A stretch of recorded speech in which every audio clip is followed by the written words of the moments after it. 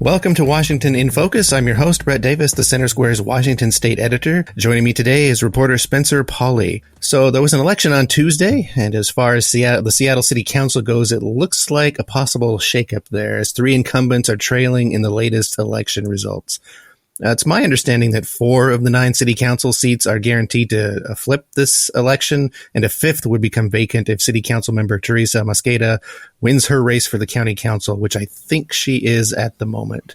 She's up 51%, but good job, Brett. You got everything right. Good. It looks like the council could be shifting toward the political center. Is that right? And can you give us some details on who's winning and who's losing and what that means? Well, it does look like the city council is going to be shifting more to the left center here after this election race, but it's not all said and done yet. So there are 3 different districts in Seattle where the incumbent council members are losing. District 2, which represents the Chinatown International District.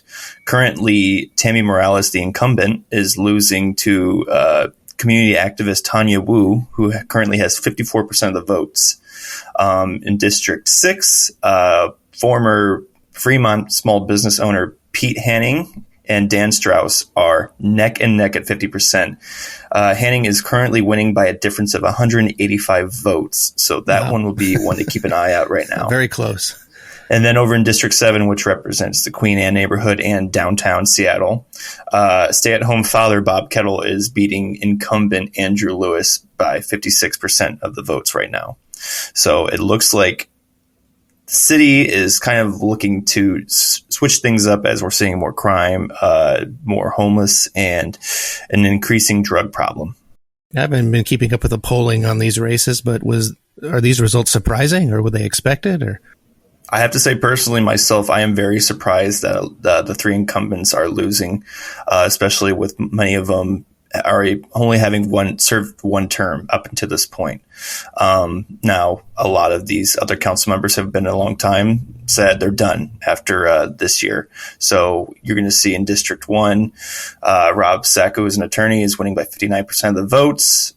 In District 3, which is where Capitol Hill is, for those who are outside Seattle might know it as where the Chaz protest was.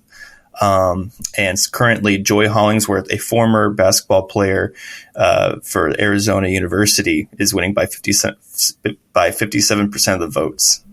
And then District 4, Maritza Rivera is winning by 55%. She's works at the Seattle Office of Arts and Culture.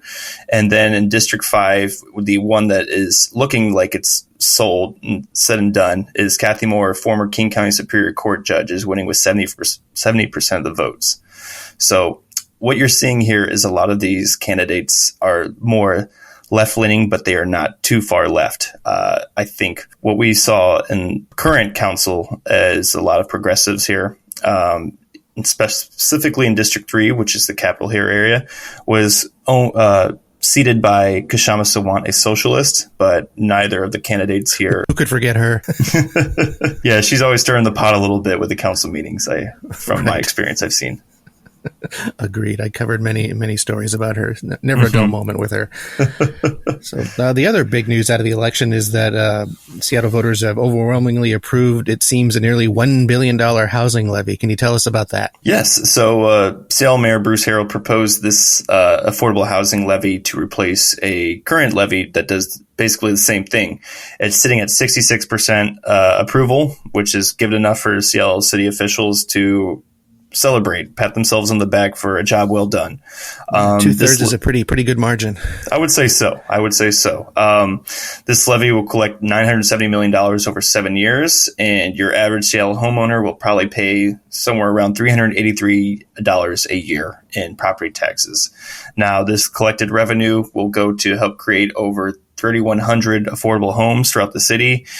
As many people know, and as I've covered probably on a weekly basis, the city has an affordable housing crisis on their hands right now. And I think the city is saying we need to have the property owners currently in the city help pay for that and fix the issue at hand. So it seems like a lot of voters are in agreement. And so that has been looking like it's going to be approved here. And now we'll see if they can just follow through and actually produce some results.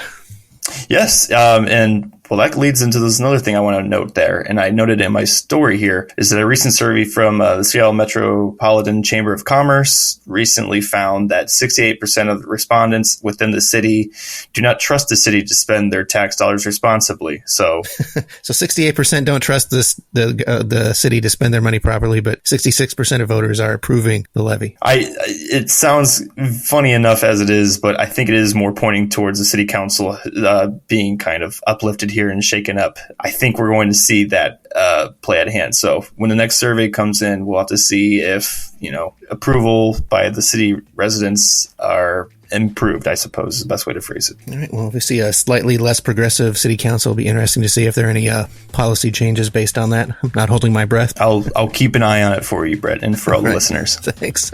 Listeners can keep up with this story and more at thecentersquare.com. For Spencer Pauly, this is Brett Davis. Please subscribe, and thanks for listening.